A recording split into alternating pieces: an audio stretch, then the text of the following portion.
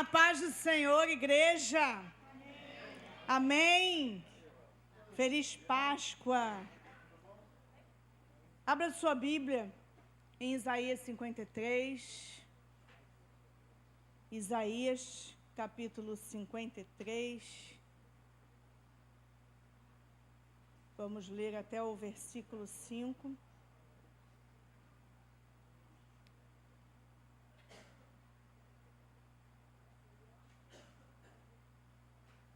Isaías 53.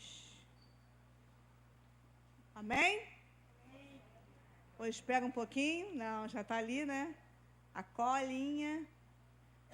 Antigamente era assim, né? Amém? Misericórdia. Estou chegando. Estou abrindo ainda. Agora não, é rápido, né? Isaías 53, 1.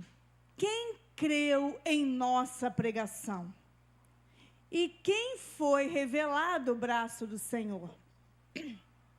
Porque foi subindo como um renovo diante dele, como raiz de uma terra seca. Não tinha boa aparência nem formosura.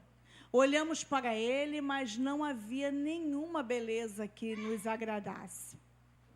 Bom dia, Cauã. Cadê o Cainã? Ele chegou primeiro que todo mundo? Cadê a mãe e o pai? Veio sozinho? Era desprezado e o mais rejeitado entre os homens, homem de dores, e que sabe o que é padecer. E como um de quem os homens escondem o rosto, era desprezado. E dele não fizemos caso. Certamente ele tomou sobre si as nossas enfermidades, amém? As nossas dores levou sobre si, amém? E nós o considerávamos como aflito, ferido de Deus e oprimido. Mas ele foi transpassado por causa das nossas transgressões e esmagado por causa das nossas iniquidades. O castigo que nos traz a paz, glória a Deus por isso, estava sobre ele. E pelas suas feridas fomos sarados. Só tem povo sarado aqui nesse lugar, amém? Glória a Deus por isso. Senhor, nós te agradecemos mais uma vez pela tua palavra, pela tua presença em meio aos louvores. Senhor, obrigada, Pai. Fala conosco nessa manhã, que os nossos ouvidos estejam atentos ao teu falar, Senhor. Em nome de Jesus. Amém. Glória a Deus. A cruz é um lugar de vitória, amém? Você pode dizer isso para o seu irmão que está ao seu lado? A cruz é um lugar de vitória. Amém. Quando nós olhamos para a cruz, nós conseguimos identificar quem nós éramos e quem nós somos agora. Nós somos filhos. Aleluia. Romanos 8:1 diz: agora, pois, já nenhuma condenação há. Você pode dar um glória a Deus? Para os que estão em Cristo Jesus. E a nossa história, então, começa na cruz. Amém? Nós somos libertos por Jesus na cruz do Calvário. Ele morreu pelos nossos pecados, como nós lemos. Mas ao terceiro dia, ele ressuscitou. Glória a Deus. Em Colossenses 1, versículo 13. Coloca aí, por favor, que eu acho que vocês vão ser mais rápidos que eu. Versículo 1, 13 e o 14. Ele nos libertou. Você pode dar um glória a Deus bem alto? Do poder das trevas e nos transportou para o reino do seu Filho amado. Aleluia. Em quem nós temos, a redenção e a remissão dos pecados. Glória a Deus. Versículo 21, 22 e 23, ainda nesse capítulo. E vocês, que no passado eram estranhos e inimigos no entendimento, pelas obras mais que praticavam. Agora, porém, ele os reconciliou no corpo da sua carne, mediante a sua morte, para apresentá-los diante dele, santos, inculpáveis e irrepreensíveis. Se é que vocês permanecem na fé, alicerçados, diga, sou eu, e firmes, ainda bate o pé, isso aí, firmes, não se deixando, presta atenção nesse texto aí, anota na tua Bíblia, sublinha isso aí. Não se deixando afastar da esperança do Evangelho que vocês ouviram e que foi pregado a toda criatura debaixo do céu, do qual eu, Paulo, me tornei ministro. Amém? Então, agora lembrei do hino. Quando tudo diz que não, sua voz me encoraja a prosseguir. Encoraja como? Volta lá, permanecendo firmes, alicerçados, permanecendo na fé. Glória a Deus. Por isso que a gente não pode dizer como ditado, né? Essa água não beberei, né? Aquela coisa toda. Mas eu não consigo entender aquela pessoa que se afasta de Jesus. Eu não sei se é porque eu passei por tanta doença, tanto problema, tanta coisa, que eu me agarrei ali na videira verdadeira, né? Me agarrei em Jesus e falei, daqui eu não saio, daqui ninguém me tira. E não tem jeito para nós, não tem mais como voltar atrás. Não tem como dizer, não, estou afastada do Evangelho. Não, estou dando um tempo. Não, parei um pouco. Não tem como.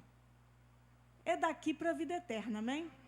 Glória a Deus. E Ele nos deu essa esperança. Ele nos deu, como nós lemos, essa redenção, a remissão dos nossos pecados. Ele disse para nós, já nenhuma condenação há para aqueles que estão em Cristo.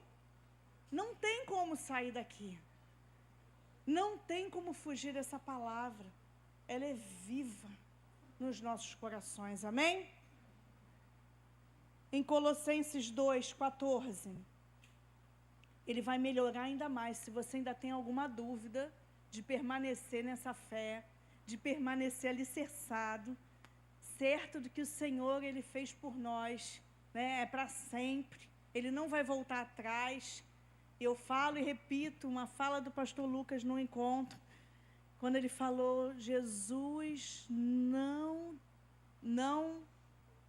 faltou ao dia da cruz. Ele não faltou naquele dia. Ele até disse, né? Se possível, passa de mim desse cálice. Mas ele estava ali, por mim e por você, amém? Glória a Deus.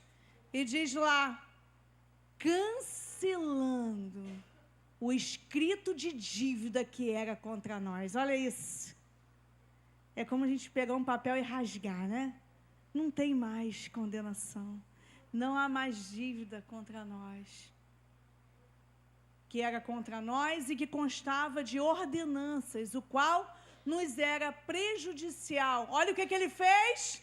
Vamos ler juntos? Removeu inteiramente, cravando-o na cruz. Posso ouvir um glória a Deus? Ele fez isso por mim e por você. Ele cancelou todo escrito de dívida que era contra nós. Ele removeu inteiramente. Amém? Nos deu vida e vida abundante. Aleluia. Diante de toda essa introdução e toda essa palavra, o que a cruz então significa? Estou vendo todo mundo olhar ali para o que aconteceu, gente? O que a cruz significa? Anota aí. 1 Coríntios 1:18. O que a cruz significa? Certamente, a palavra da cruz é loucura para os que se perdem, Mas para nós é o quê? Poder de Deus. Essa palavra da cruz é poder de Deus para nós que somos salvos. Amém? Se alguém te perguntar, você vai saber responder, né? É poder de Deus. Segunda coisa que a cruz significa, Gálatas 5, 24. Gálatas 5, 24. E os que são de Cristo Jesus crucificaram com as suas paixões e os seus desejos. Então, a segunda coisa, crucificar a carne. Para ir para a cruz todo dia. Mortificar a carne todo dia. Não é? Esse texto que fala depois dos versículos das obras da carne, dos frutos do Espírito. E ele diz que é para crucificar a nossa carne e as suas paixões e concupiscências. Ganância do poder, de dinheiro, cobiça por bens materiais, prazeres sexuais, isso é concupiscência. Então é crucificar o nosso eu para fazer a vontade de Deus. Amém? Glória a Deus. Vocês estão aí comigo? Então a primeira coisa é o quê?